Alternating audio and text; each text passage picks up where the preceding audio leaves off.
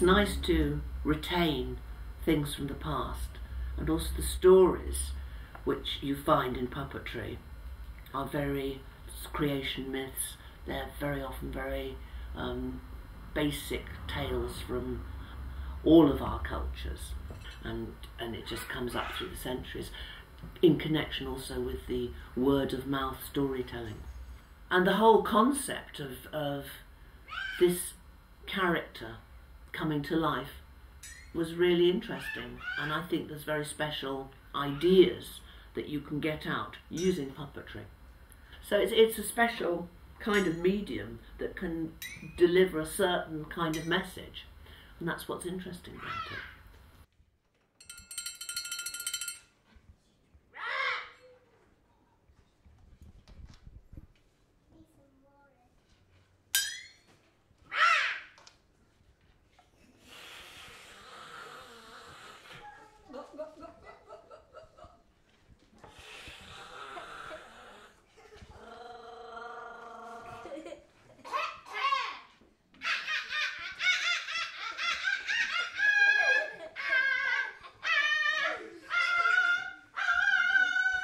And we started off with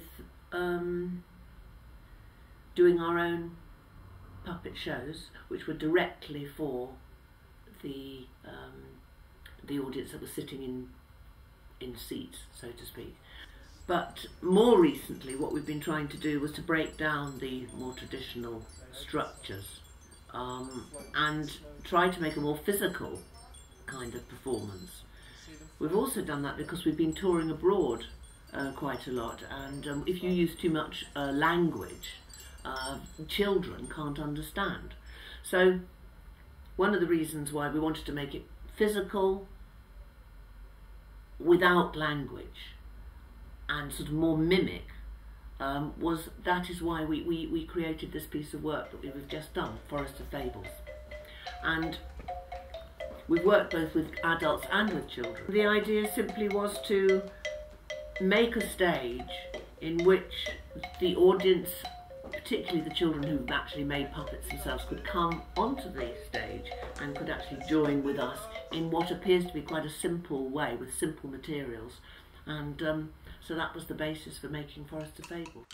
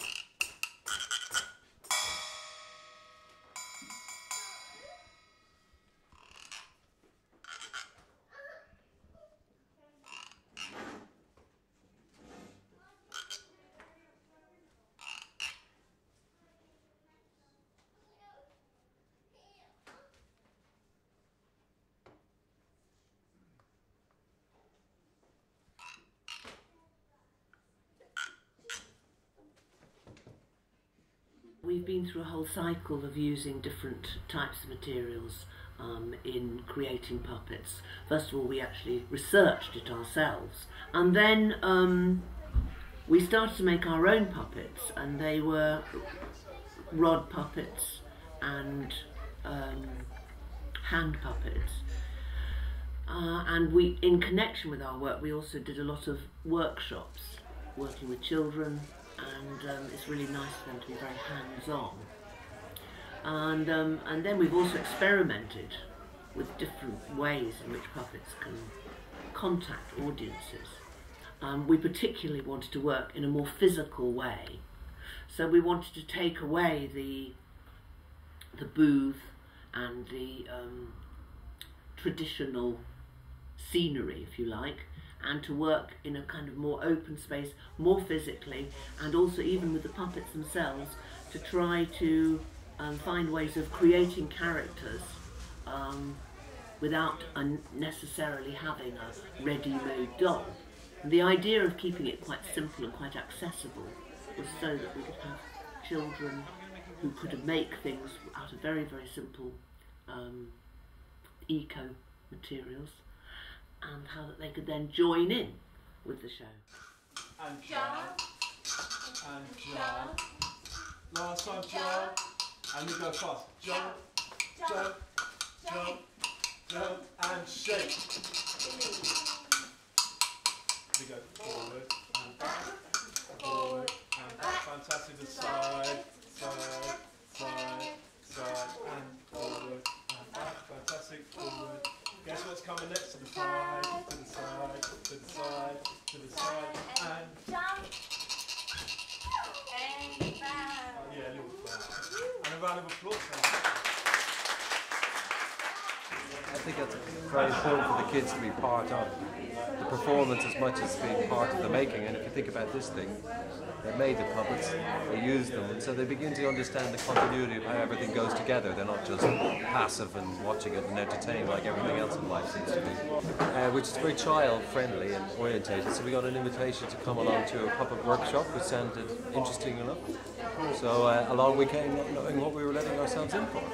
Right, guys? Yeah, and I like puppets. We like puppets and making things. So it's quite interesting because at the beginning, when all the kids were standing around with rolls of newspaper, everybody was quite unsure whether this was very interesting, really, or cool.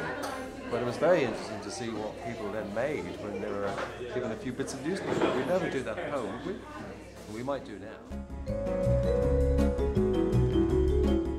I think it will always go on because it appeals to certain people anyway, and it's a very good method of carrying old stories forward. And just now everybody's getting very interested in it as well. As it turns out, in this country it's always had a tradition of being mainly Punch and Judy or for very small children. That's the tradition here, but in, say, on the continent and in Japan, other parts of the world, it's very much a grown-up medium, or opera, or whatever. You know, so many different forms. So I don't think it'll ever go away, for sure. And I think it's, at the moment, it's just on the up, and everybody's enjoying all the different possibilities that can happen using puppets. You know, so I think it's a living medium, I would say.